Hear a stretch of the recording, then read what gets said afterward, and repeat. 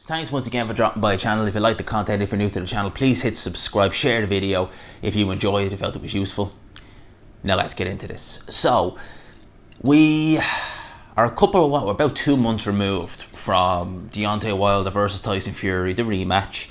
A fight that, it was crazy to see the predictions of people going into that fight. It was crazy to see the odds for that fight because so many people were picking Wilder by knockout, or they were tentatively picking Fury by points decision.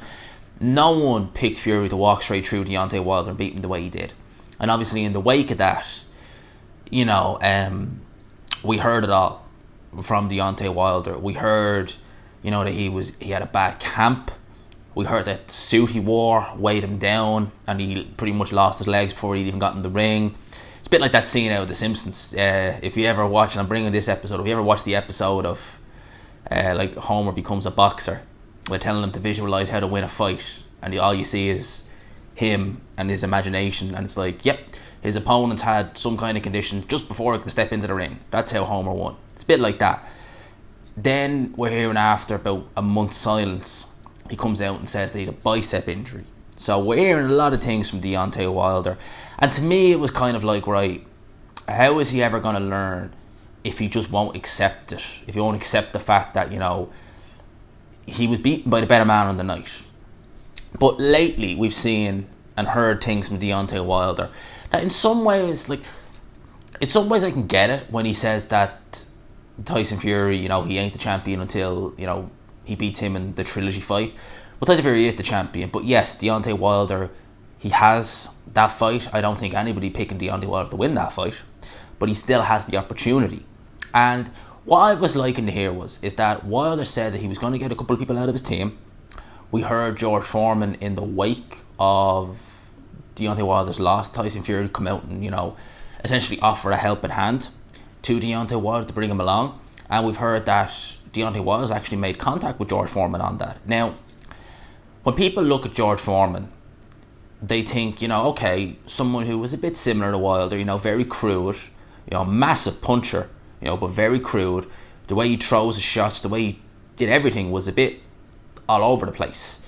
And it was, definitely George Foreman had a lot more physical strength than Deontay Wilder. Like, George Foreman would ragdoll people, one of the strongest heavyweights you'll ever see. He had an underrated jab, the George Foreman. He really did. I remember I think it was George Foreman himself told the story that in his fight with Holyfield, he was trying to set up a right hand, but whenever he'd catch Holyfield with a jab, he'd snap his head back. And when he went into the Michael Moore rematch, he remembered that, and he said, right, if I want to get this guy, if I want to catch this guy with a right hand, I need to make sure my jab's not thrown as hard. I don't want to snap his head back because then I'll miss. So George Foreman had a great jab. He could knock you out with either hand.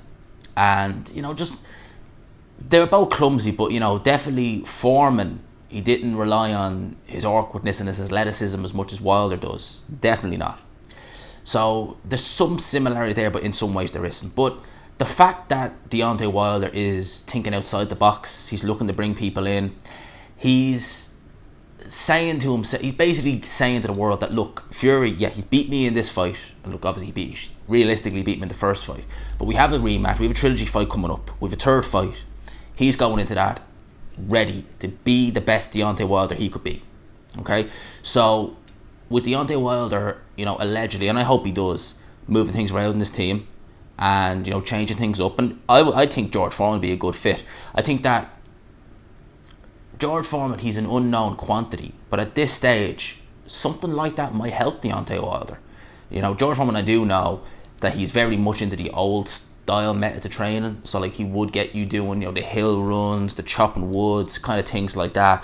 I know when he used to train back in the 90s, he used to pull a lot of heavy things, so he would get like some kind of suit on that you see the strong guys use, and you could see him, you could see clips of it, he's pulling these massive jeeps just to improve his physical strength.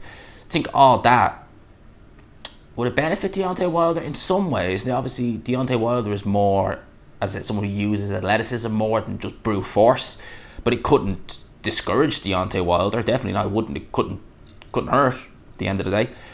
But I definitely think that Wilder going into this trilogy fight, if and when it happens, it's probably going to happen Christmas time, we'll say November, December at this stage, at a push. You know, I wouldn't. I'd rather see the undisputed fight, but we're probably going to get this. We're probably going to get the trilogy, truth be told.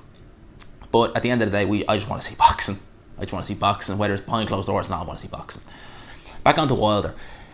The talk he's given, where he's saying, you know, Fury ain't the real champ until he fights him, stuff like that. He needs to, in a way, he needs to keep that mentality going. All right, but not be in a way that it's devastating to him. And what I mean by that is, don't think that, you know, oh, he got lucky, so even if I'm with a new trainer, I don't have to change anything. No. You don't want to change everything. You're going to want, I think, was to stick a move in the trilogy fight. You know, try and be the boxer, be the counter puncher, because he might be able to get away with it. He might actually be able to catch Tyson Fury coming in and catch him with something. I think that Deontay Wilder, he needs to be the best he can be. So he needs to mentally get himself into the game, and having a new team might do that. It might help him. Look what it did to Tyson Fury. You know, understanding where he went wrong, which I think finally you're starting to see it in some of the things he's saying. You kind of maybe are starting to see it. Maybe he is starting to cop on and think, you know, maybe I did fuck up these times. So all that, it's kind of making me think that, you know, Deontay Wilder, the penny's finally starting to drop with him. You know, is it? I'd love to see him get a change up in his team. Keep Mark Breland. Get rid of that JD's guy. He knows fucking nothing. You know, think of it like this, right?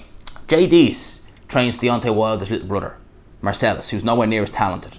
He can't do shit. You know, he's been knocked out twice last year, badly.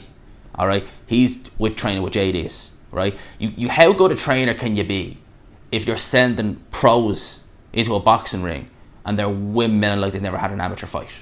You know, how good a trainer can you be? Not very good. Rhetorical question.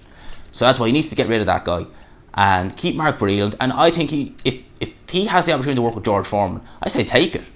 You know, what's the worst that can happen? You lose again. You already lost badly the first fight, or the second fight. You know, you arguably lost the first fight. So, you know, I think this is good from Deontay Wilder. He needs to get rid of some people in his team. Get rid of them yes men. Get some people in there who maybe are going to show him a bit of tough love. Be interesting to see if he can take it. So those are my thoughts on this. Let me know yours down below. I hope you enjoyed this video. If you did, please leave a like. Subscribe, of course, if you are new. And as always, I will talk. So before I go, I just want to say thank you for dropping by the channel. I really do appreciate it. I mean, all the support, all the things that have happened on this channel over the last year have been incredible. If you're new to the channel, as you see on screen there's a couple of like older videos that I have. Some of them aren't really relevant now, to be fair, but some of them are, like my Fighters with a Problem series, stuff like that. If you like any of this, please subscribe, like the video you just watched, share it, do it, all you gotta do. Let's try and keep this channel going, because I love doing this and I love interacting with the fans, and I love hopefully the fans love watching my videos. So thank you for dropping by. I've been G-Man. I will talk to you.